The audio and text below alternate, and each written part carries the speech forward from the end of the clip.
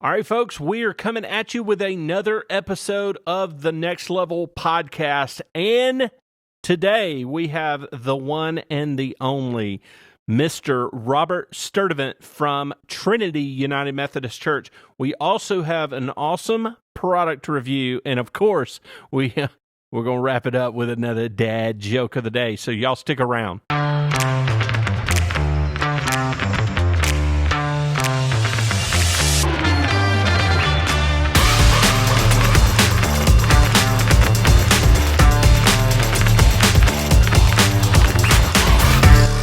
All right, well, we're coming back at you on the Next Level Podcast. I'm your host, Jared, and I'm being joined by Mr. Taylor Ward. What up? Well, Another week. how goes it? It goes. Man. Last week was a good one. Everyone, we got about 500 more subscribers. I wish. Oh, I wish. Speaking of that, before we get into anything else, if you haven't subscribed and you haven't turned the notification bell on and you haven't liked, What are you waiting for? I mean, if we get enough subscribers, and I won't say we will cancel Dad Joke of the Day because I think I'd have to Good get luck with that. I'd have to get rid of my co-host before that happens. But no, if y'all would please subscribe and like, we would greatly appreciate it. We want people to see what we're doing and have fun with us. I know we've gotten a ton of views and a ton of folks that have reached out and just absolutely loved. One of which is my mom, but what can I say? Hey, just proud of baby. You know, mom called and she was like, "Oh, my baby, Oh, my baby. So anyway, but yeah, so had a great week. We were busy, man. We were busy. Last week was lights out. Like, Yeah, it was one thing after another. yeah. So had as we mentioned in the last podcast, we finished up on the Trinity job. Mm-hmm. I had the opportunity to go back and spend some good quality time training them. And today, on today's show, Mr. Robert from Trinity, the youth pastor that we have been working with for the past few weeks, is going to be joining us, which he's an awesome guy. He's got an awesome wife, brand new baby, and an awesome staff. Like, I was so impressed by his staff and like the people that he surrounds himself with. Yeah. They had some hurdles during COVID, and I'm sure we're going to probably hit on a lot of that, but they are coming back strong. Mm-hmm. Strong. And, in our business, we have seen a lot of ups and a lot of downs from many of the people that we work with. A lot of people focused a lot, like we talked about in the past few episodes of, live streaming. Yep. But they were like just guns a-blazing. We're going to do the video stuff. We're going to do the lighting stuff. And I think this is, we have been a part of that church for quite some time, have some other connections. Timmy Collins, who is their communications director, he's the one that kind of connected us through that church. He was with Vestavia United Methodist Church, and I was able to meet him, and that's how that whole connection, when he moved over to Trinity, that's how that whole connection happened. Yeah. And we're going to have him on a future episode. Love that guy to death. He will keep you laughing the whole time. Yeah. So can't wait for that. But man, we can't wait for Robert to come be our guest today on today's episode, and would love for y'all to stick around for that. But him being a student minister, student pastor, man, like the youth of America is like, I mean, I've always said this. and probably will say this as long as I live. I mean, youth is really what keeps the church going. Mm-hmm. You know, there's a lot of churches out there that, you know, don't have, you know, are unfortunate in the fact that they don't have a solid student ministry. And so, you know, I think there's a lot of pastors that can attest to, you know, making sure that what happens in their student ministry is ultimately what's going to happen in their church. And making sure that we're constantly pushing for the younger generation, and making sure that they really get plugged in. They're able to get involved. And I feel like that's what, you know, in what we've learned over the past couple of weeks, there's a lot of passion in making sure that we connect with them in a special way. And I'll tell you, if you're going to connect with the youth, it's probably going to be something flashy, upbeat, in your face. You know, really got to grab their attention, because unfortunately Snapchat and Facebook are grabbing their attention before Jesus does. Mm-hmm. And so it's I feel like it's pushing a huge focus on making sure that youth is really ramped up, and Robert's done a great job in some of the programs. I want to really pick his brain when he gets here to really figuring out, you know, how do you do it? Yeah. So youth have students, have an incredible passion. When they're passionate about something, they give it their all, and they have the energy to do it. Well, the thing is I think that they're always going to give it their all. Yeah.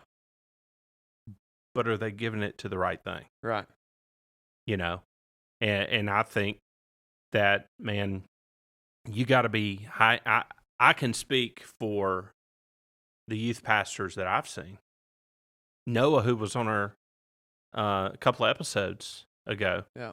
You know, I mean, that brother's got way more energy than any human being ought to have. Yeah. And he's calmed down in his years, but he passed the baton off to Will Correll, who is at our student leader now.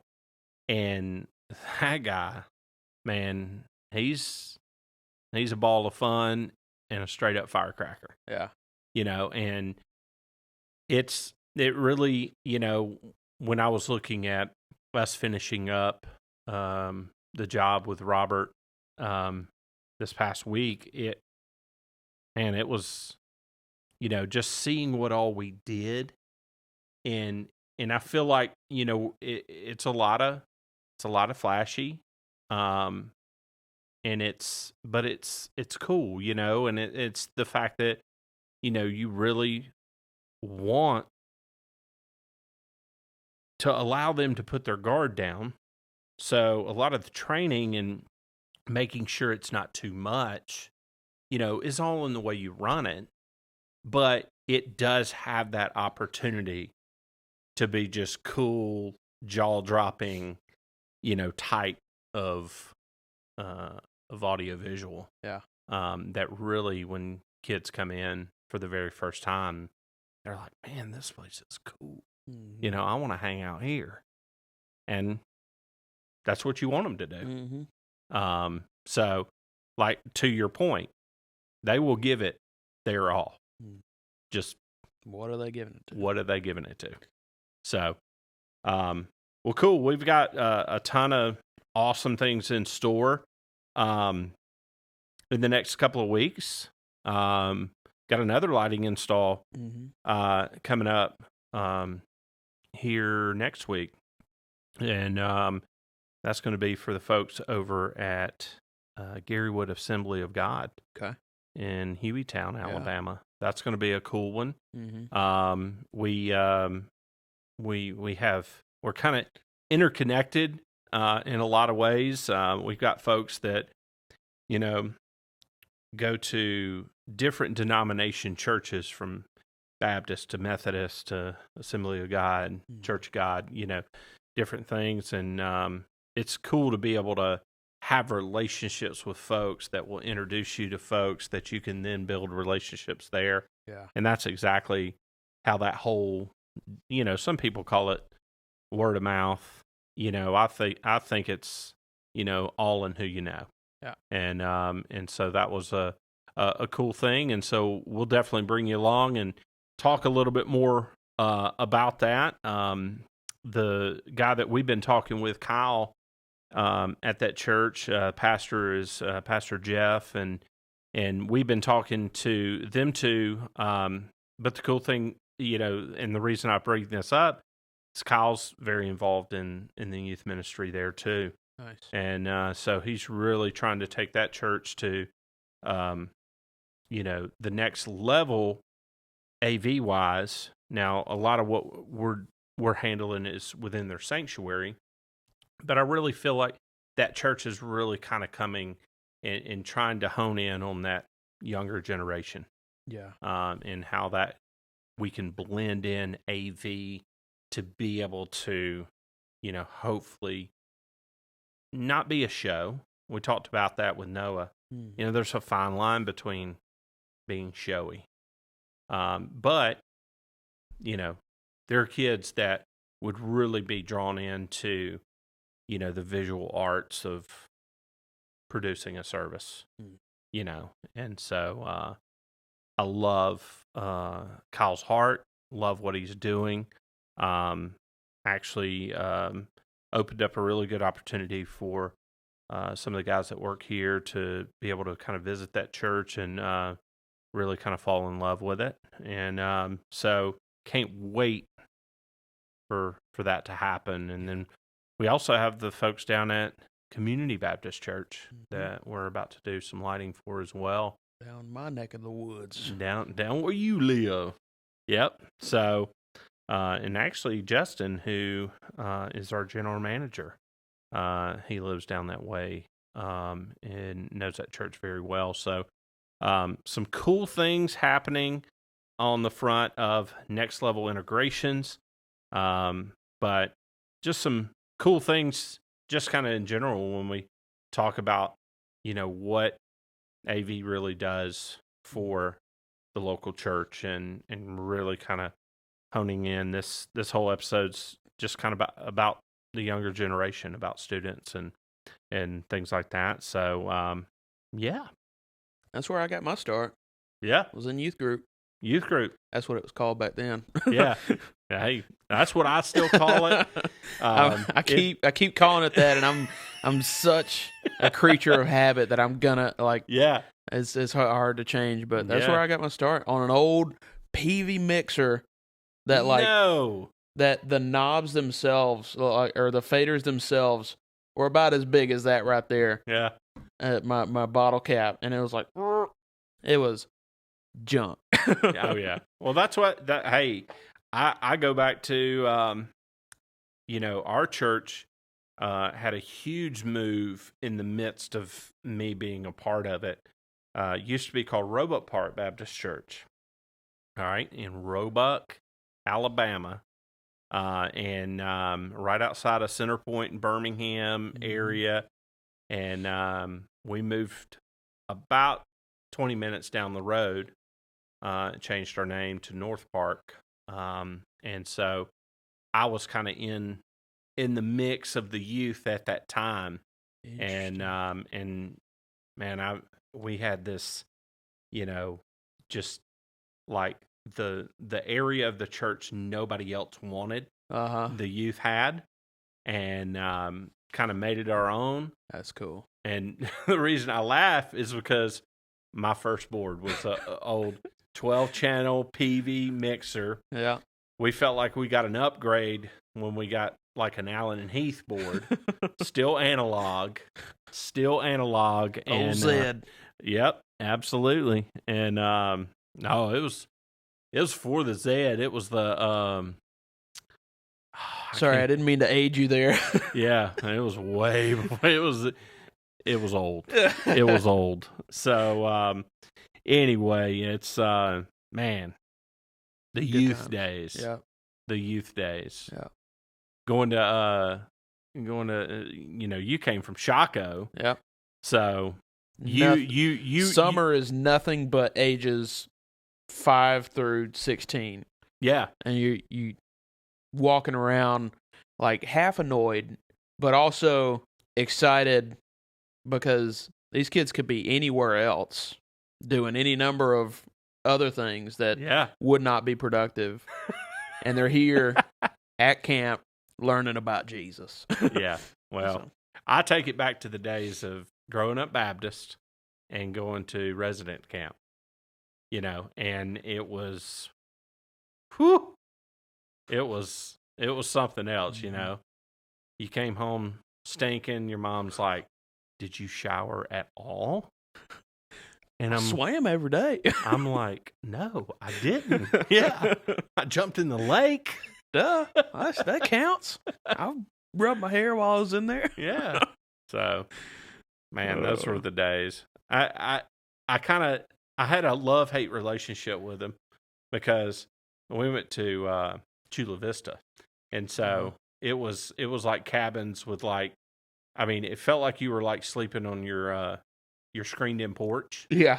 Yeah. That's the kind of cabins we stayed in. Yeah. And so we went a number of different places, and all of them ranged from either really good or really poopy. Yeah. Yeah. And it was an experience. Mm-hmm. Yeah. Oh man. Well, I see some of the youth today, and they have, the students today will go to some pretty nice. There's some pretty nice camps out there. Mm-hmm. But back in my day, it was campfire camp. Yeah. Yeah. So, but lucky to have a window unit. Oh, lucky. I was. That's what that was the counselor's cabin. Yeah, that's the counselors and the youth pastor's cabin. So, but got some exciting things still left in this episode. Of course, we got product to review, and we got Dad Joke of the Day. But next, we're going to have Robert Sturdivant from Trinity United Methodist Church. I was about to say Vestavia, but you caught yourself. I caught myself. But then you told on yourself. Yeah, I did. And I could do that because, I'm the host. Who cares? Whatever. So, anyway, y'all stick around. We're going to get Robert in here. Well, welcome back to the Next Level Podcast. Again, I am Jared, and I'm joined by Taylor and Mr. Robert Sturdivant. Hello. How are you, sir? Great. Glad to be here. Yeah. Thank you for having me. Absolutely. Well, Robert's from Trinity United Methodist Church, and we had the honor here recently to work with him and his student ministry, and man, we just kind of started building a relationship with you, and met you through Timmy Collins. We talked about that earlier in the episode, and man, it's been one thing after another, and it's been an awesome ride through this process. But we just kind of want to get to know you a little bit better and learn about your student ministry, and really this whole thing's about AV, and I think a huge part of AV really incorporates itself into student ministry. Yeah, a lot absolutely. of the younger generation they like the lights, they like the sound, they like the things, and your space is like phenomenal. I'm just going to put that out there. I told you that, and I'm not trying to stroke any ego or anything like that, but man, I take no credit for it, so you can stroke all the ego you want, and I'll take it, but I really had nothing to do with the initial beginnings of it. So. Yeah, but you've definitely taken it to the next level in a lot of ways. Tried, yeah, absolutely.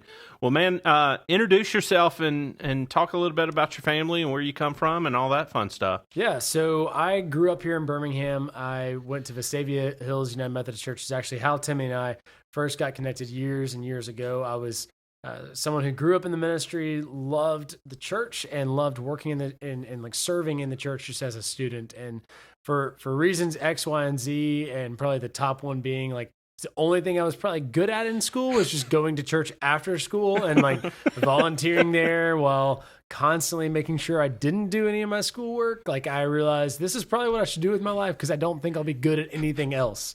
And so right out of high school, went to Birmingham Southern College and was pretty sure I was going to be a religion major, but wasn't quite sure yet. Wasn't fully sure I wanted to work in the church. And so just took on a volunteer internship role at Vestavia Methodist. And just during that time, Timmy came on as the middle school director at the time. He and I just started to develop a relationship. And in the midst of that, as I was sharing more and more with Timmy and others at the church about my calling and really just trying to figure out if that was a calling, did I want to do this with my life?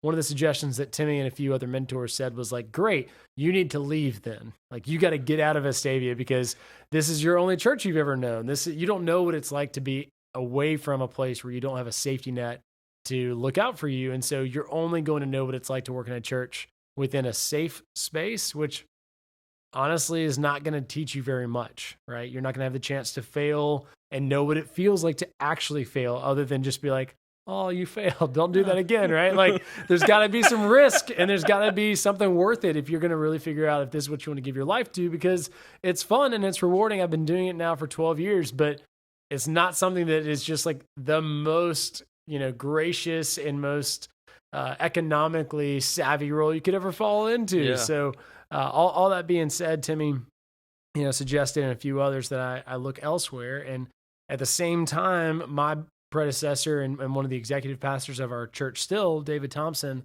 was the youth pastor at the time. And Timmy, knowing David, just all those connections, knew that David was looking for an intern at his church. And so Timmy paved the way for me to connect with David. And one thing led to another. And 12 years later, here I am now as the youth pastor. That's awesome. Well, yeah. I know that you got a brand new baby. Yes.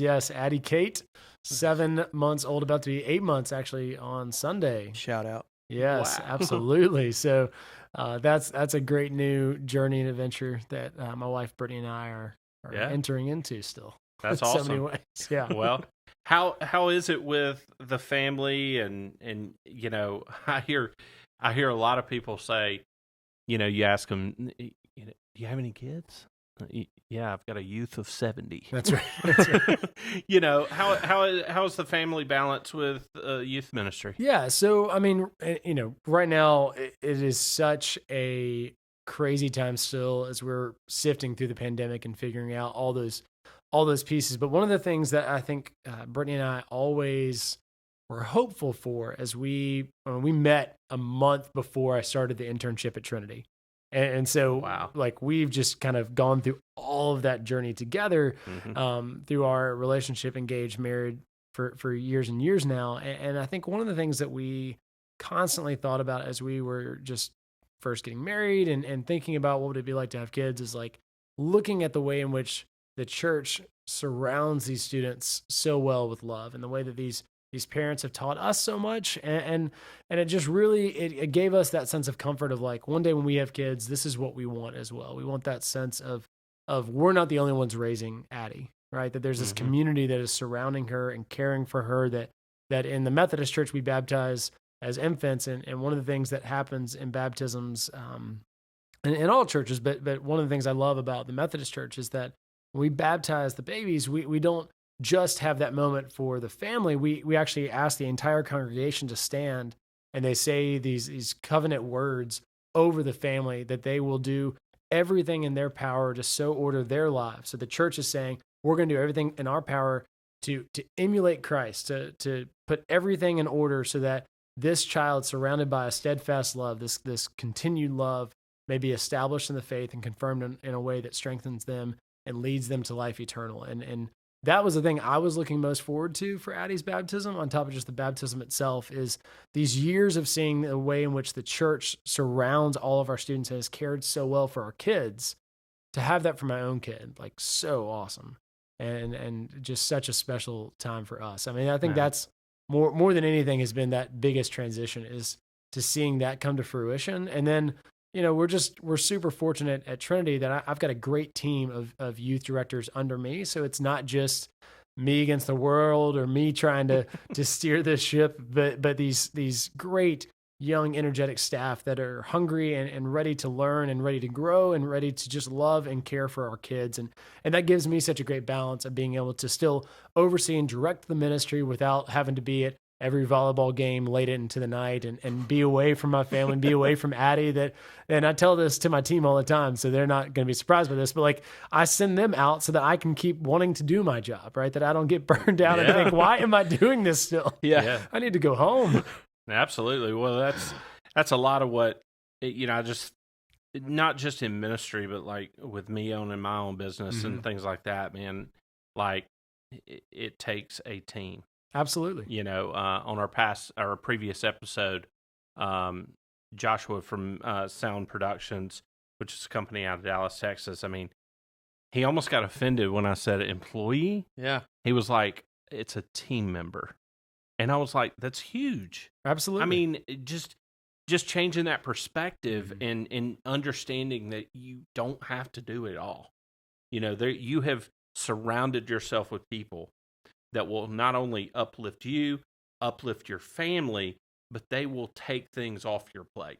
Right. Well, and I think one of the coolest parts about seeing it as a team is everyone understanding that give and take. So there's going to be seasons where you're overly worked and you got to back off. And there's going to be times where other folks, where Taylor's overly worked and you've got to take on more things. And so having that space to shift and move, it's so critical because it gets everyone just in that team mindset of we are all focused on moving this one direction. It's not just the boss is telling me to do stuff or to knock out these to-do lists. It's we're trying to accomplish something together, to build something together.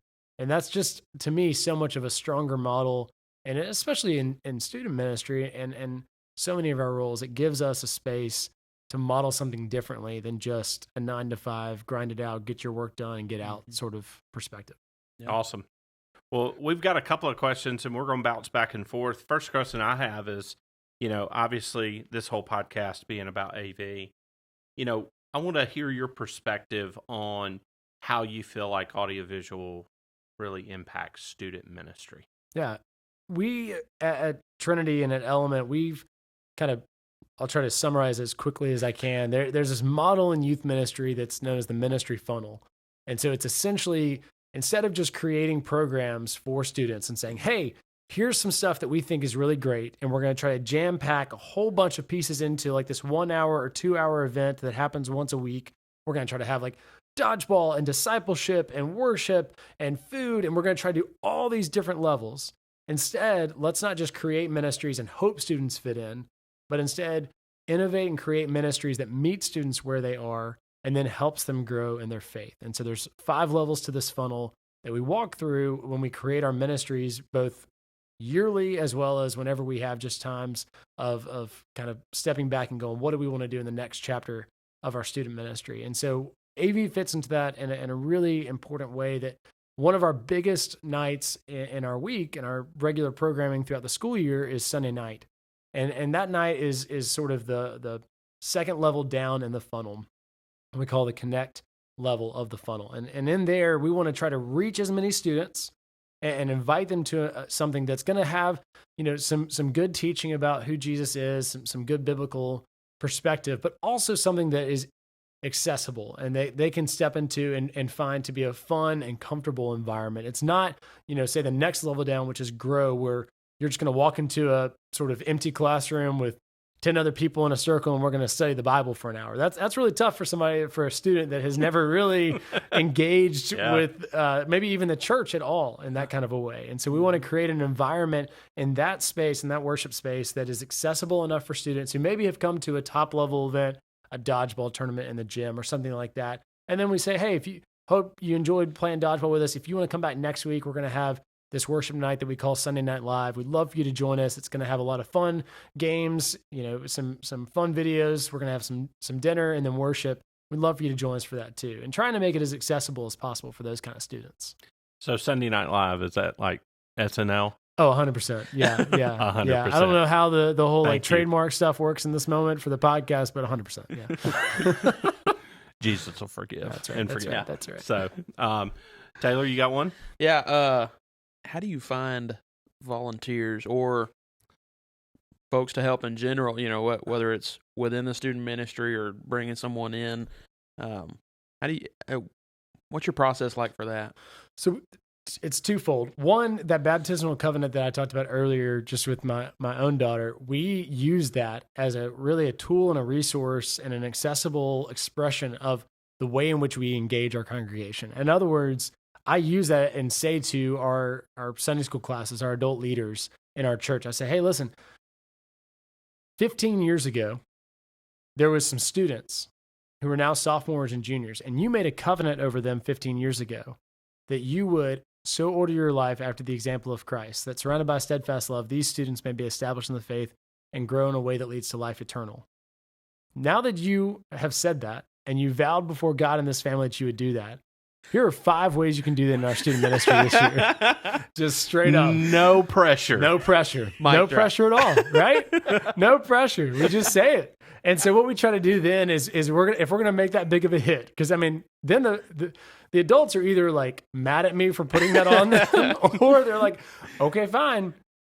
Now what? Like now you've set me up. So where are we going? That's the next level. And so what we try to do is really very simply create easy steps for parents and adult leaders to jump in, like just on Sunday nights, for example, serve dinner. If your student doesn't want you to be there, if they're like, Mom, I don't want you to come to Sunday Night Live, that's so embarrassing, we just say, great, you can just serve pizza. And Catherine can just move through the line real quick and pretend not to see you and move on.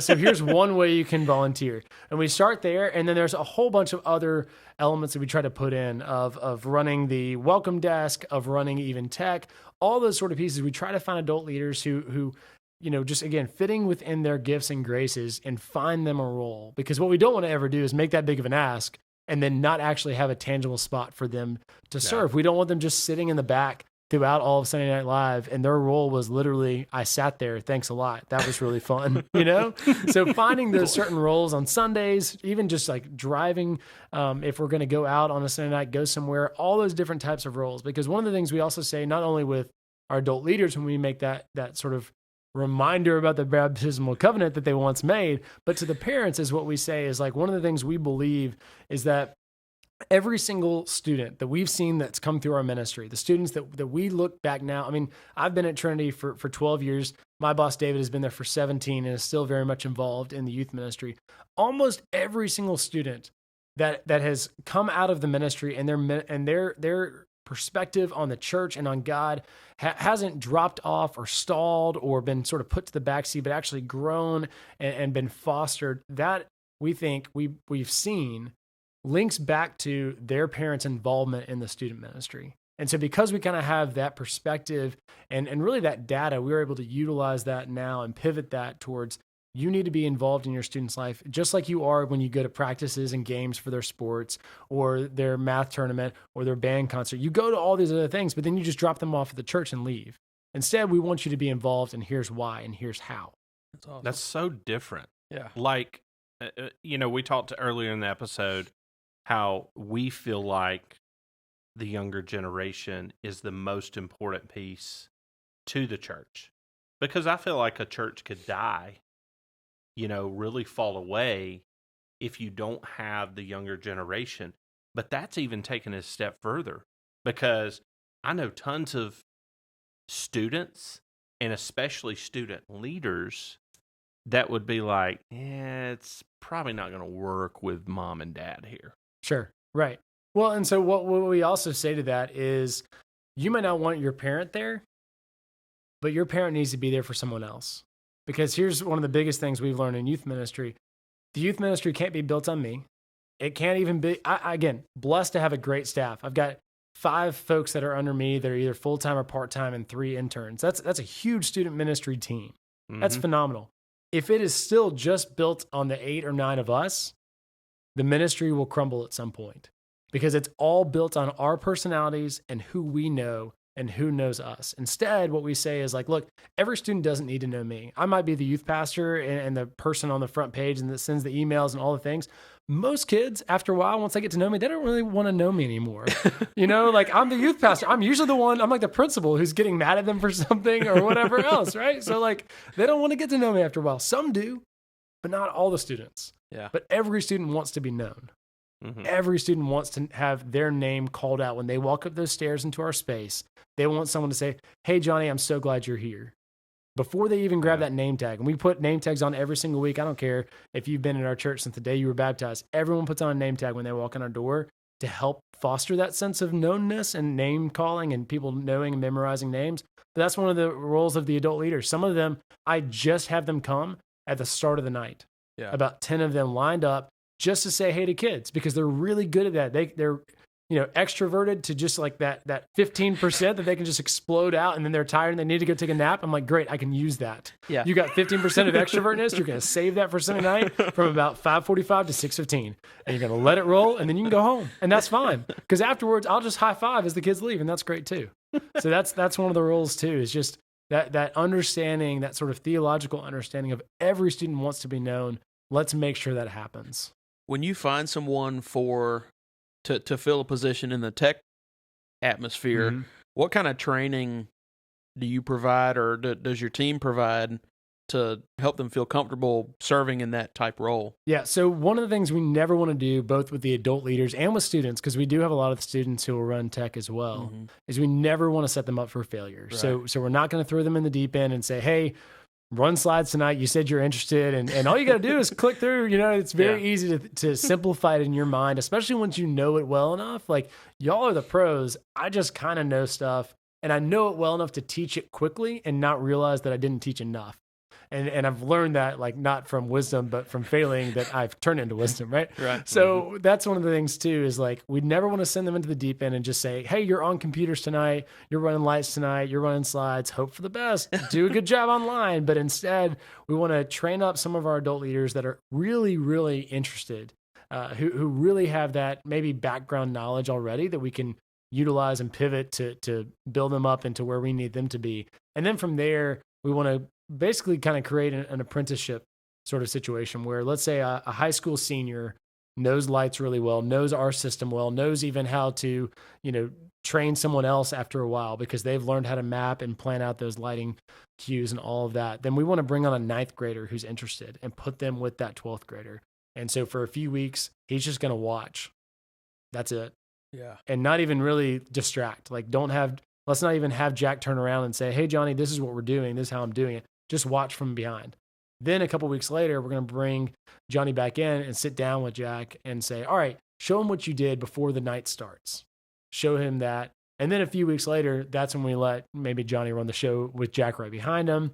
And then Jack starts to fade away. And then Jack goes off after high school to whatever else he's going into next. And then we have another person step into the role fully. Nice. So I didn't have this as a question, but I just it popped in my head, and I want to kind of throw this out there because I know, based upon our experience, that you do have a solid leadership team that works with you day in and day out. Right. How important do you feel like it is to have that person that you can always go to? Because I know you've got him, all right, that you can always go to in the tech world to making sure, so that you don't have to worry about it. Unbelievably critical. So if I didn't have someone like Tim, I'm assuming you're referring to Tim. Yeah. Yeah. So Tim, unbelievably critical. And if he ever listens to this podcast, he'll probably save this audio file, send it back to me anytime that I give him a hard time about most things. So having someone with greater knowledge than me does 2 things. One, it makes it to where I am expendable, which is honestly one of the most important roles that I take on. I have to be expendable in some sense. Again, just talking about what we were just saying about being known. If every student knows me, then that's a failure from whenever I'm gone. If I'm the only one that knows how to run the tech, we're in big trouble. If I'm the only one that knows how to upgrade it or anything within it, we're in big trouble. So having someone that has a deeper knowledge does 2 things. It, 1, makes me expendable, and 2, it makes it just not all on me and allows someone else to run in their lane and lets them just go and create and dream up new ideas. It gives them opportunity to develop students underneath them that are interested in learning those roles, learning more about sound and lights, and get into that world. And then that person is being led by them. Really what happens is Tim becomes their youth pastor. And that's exactly what we want to have happen. So it just does twofold of the literal technical side of things, but then also the theological and spiritual side of things too. Well, the reason I bring that up is for this, because I want people to hear me when I say this. So many times people think that, okay, they're going to come in, they're going to install everything. They said they're going to spend 3-4 hours with my people, and we're going to be able to, shoot hell with a water pistol and conquer the world. Mm-hmm. It doesn't happen in 4 hours. No. And so what I was so impressed by in our experience was Tim, his knowledge, and I knew when I walked away, I told Taylor, I was like, that's like his right-hand man when it comes to like tech. Absolutely. And I'm sure that makes you breathe a little bit easier when they just came in and they changed up everything. I mean, we changed up the video, we changed up all the lighting, touched a little bit on the audio, but you didn't know what to expect, and you sure as heck didn't know how to run it. And we spent some good quality time, but when I walked away, I was like, man, I feel really good about this because Tim really grasped that type stuff. And I think that's so important to the success of a ministry. So many people tell me, do I really need a tech director? Do I really? And this is like big churches running 5,000 people in the main sanctuary. And I'm like, well, if a student ministry needs it, then I think it's pretty important in today's culture and with the technology the way it is, that you need somebody that's really going to study that and kind of be in tune with that. And one of the things that we wanted to do years ago when we established what we call the creative director role that Tim's a part of is we wanted to make sure that, again, kind of twofold, that like, that's not my gifting. Mm-hmm. Like I love all of the AV and tech and lighting. I love the full picture of all of those pieces. I mean, the system that y'all saw, which was really bad, that we had put in, the way it was. I won't say anything. Yeah. Well, the way it was rigged, like that was all me just stringing it about and looking on YouTube tutorials over the years. And I spent hours and days on putting in that kind of tech that y'all put in just a few days because you're the professionals. And the thought at the time was, this will save us money because I'll do it. I don't have to pay someone else, all those pieces. And the reality is, after a while, I'm exhausted from doing that. Sure, I got it up and running, but I have zero desire to go back and do it again. I have zero desire to upgrade it. I have zero desire to even fix it when it breaks, all the sort of other pieces. So on the technical side of it, having someone with the knowledge and the passion for those kinds of ins and outs is so much more critical for me because that's not my gifting. So it's knowing that piece of it. And then the other part is letting Tim go and be creative in our graphics and videos and games for SNL allows me to, again, zero in on my giftings. And so just like the rest of my team, that's the reason why we built the team the way we did was so that it's basically, here's Robert and here's all of the ways in which he wants to and can and believes that God's leading him towards leading this student ministry. Let's find people around him that can help gift and guide him and be on his team to where it's a full, set team that's focusing in on developing those 5 levels of that ministry funnel that we're operating everything we do out of. That's awesome. Well, last question. We'll kind of wrap it up. What do you feel like where we stand now and like where, technology's going, your ministry's going, what do you feel like, how does AV make the biggest impact in what y'all have going right now? Yeah, I think it's setting that that scene, if you will. I mean, I know that, we call it lighting scenes, but it's the scene of the night, and it's a sort of atmosphere on the one end that we want to cultivate and create. We want students, when they walk into what we call the Haven, which is our worship space, we want them to walk in and feel like it is a safe space where they belong, where they are seen, and where they are loved. And so AV and tech allow us to create a space in which students can walk in, especially on a night like SNL. That's a big, exciting, filled night with a lot of different elements. We want students to be able to honestly walk in and be as invisible as they'd like, or as visible as they would like. And so on the one fold, there's that. And then the second is to allow those students to kind of strip away all the other distractions that are going on in their life and zero in on the moment, to really hear what it is that God is saying to them and speaking to them, what we're trying to cultivate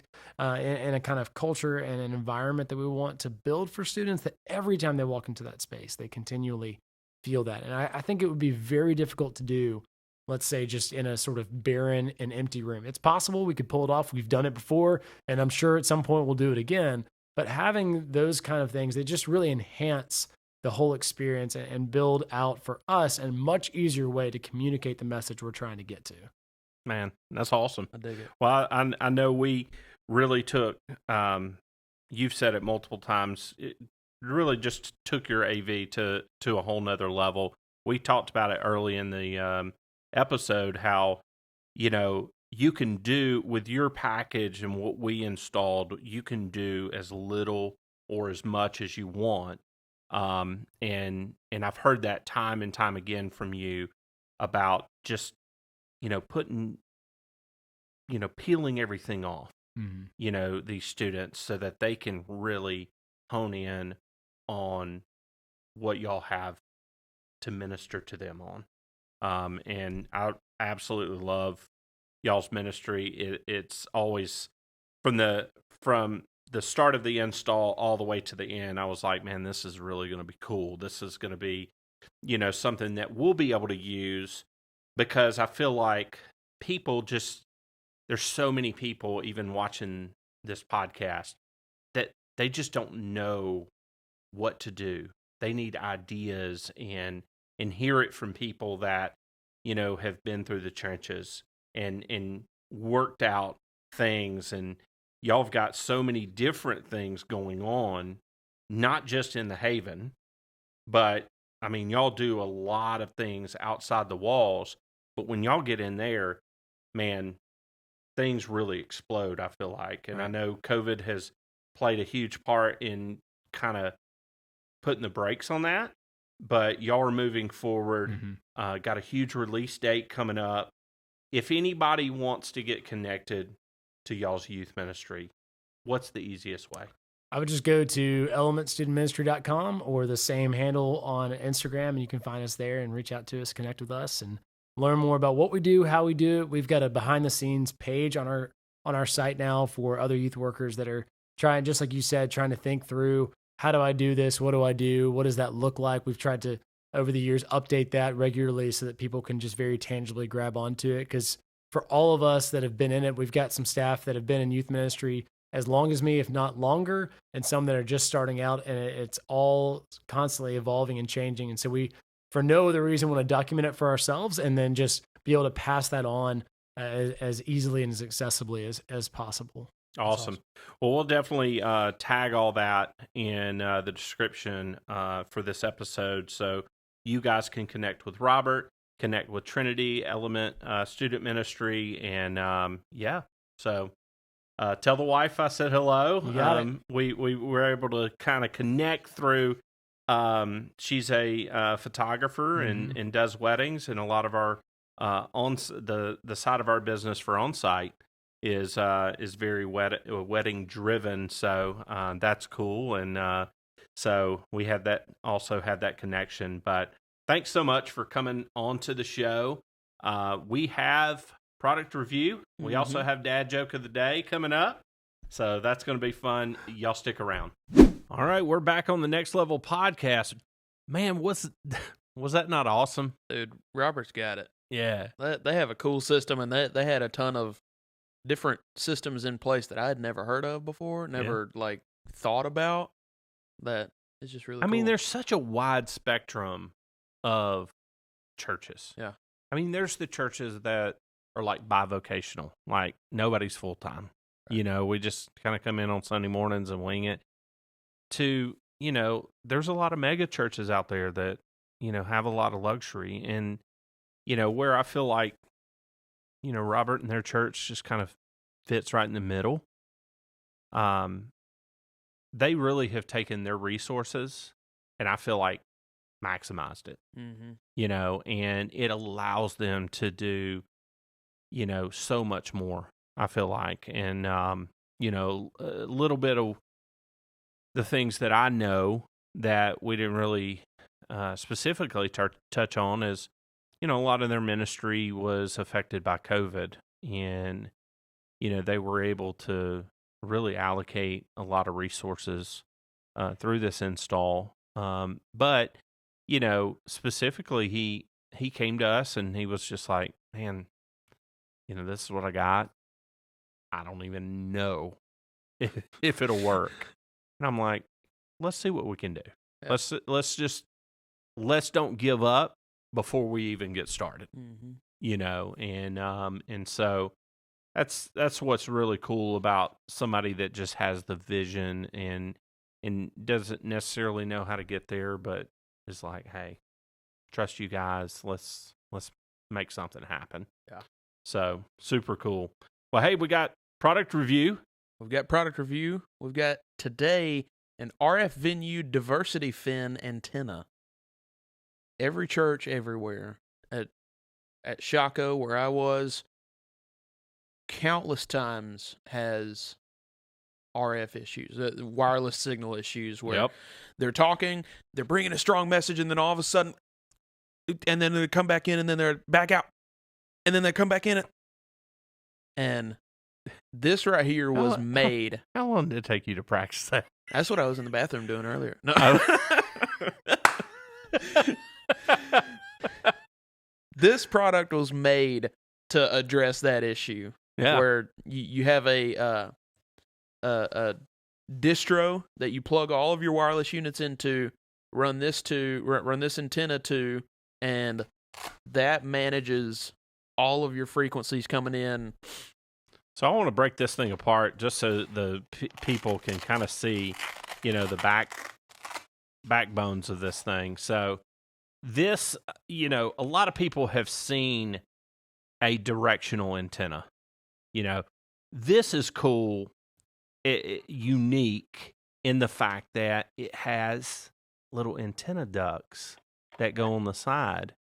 Now, if you're familiar with a receiver, wireless receiver, there typically is an A and a B wireless antenna connection.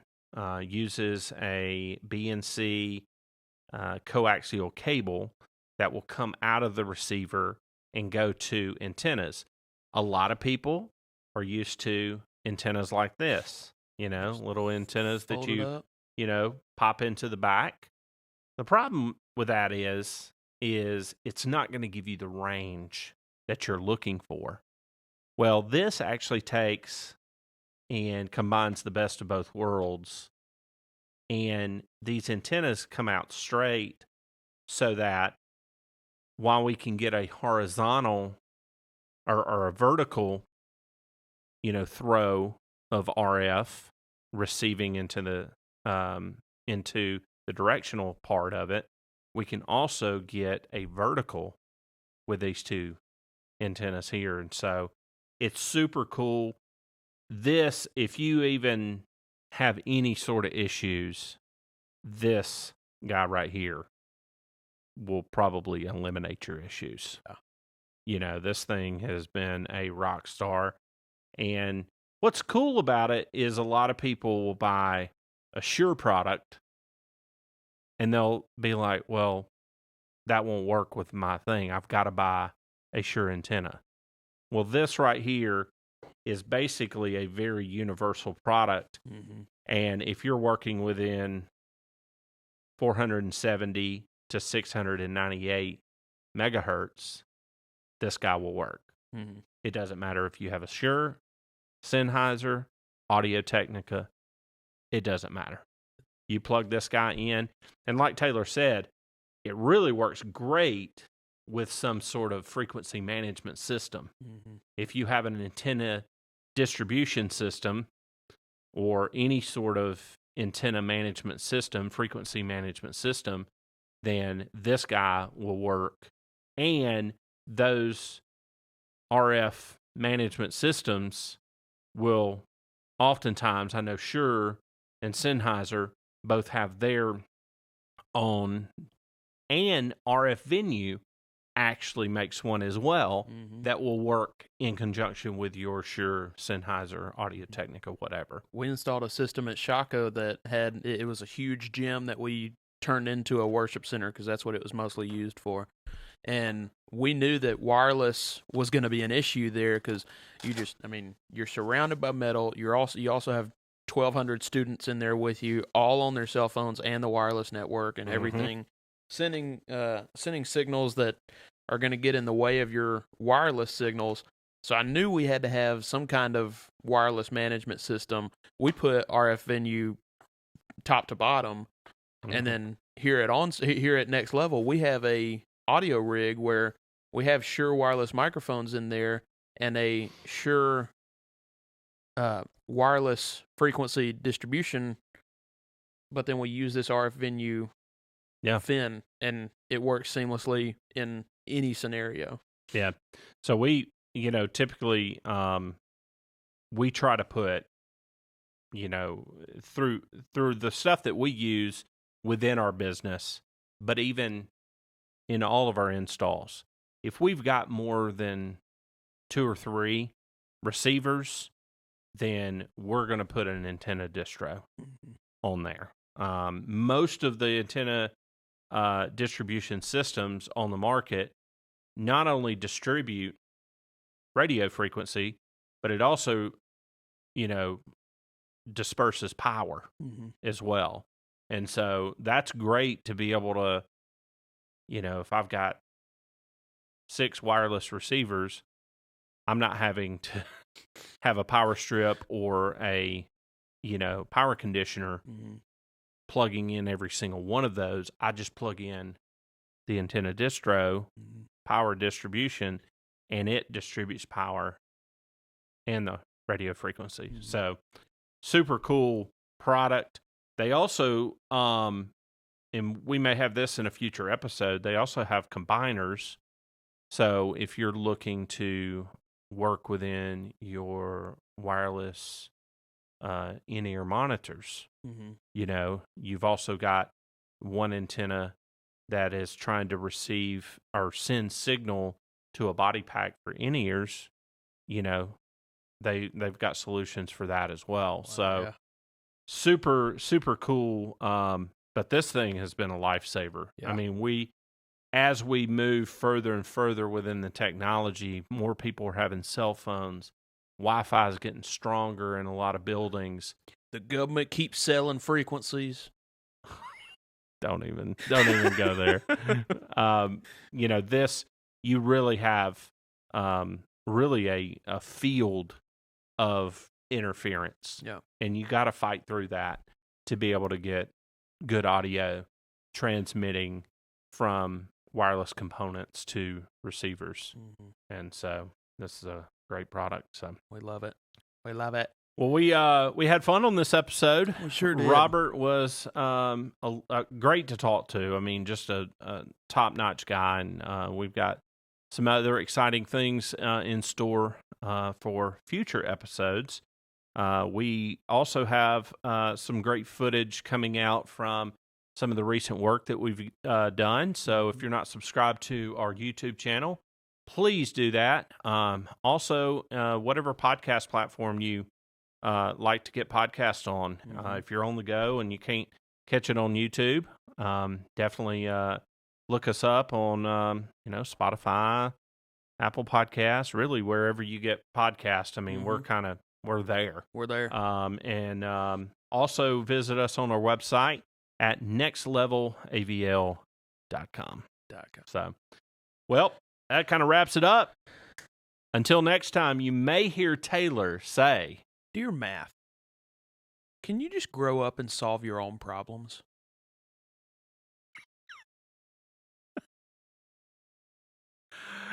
See you, folks.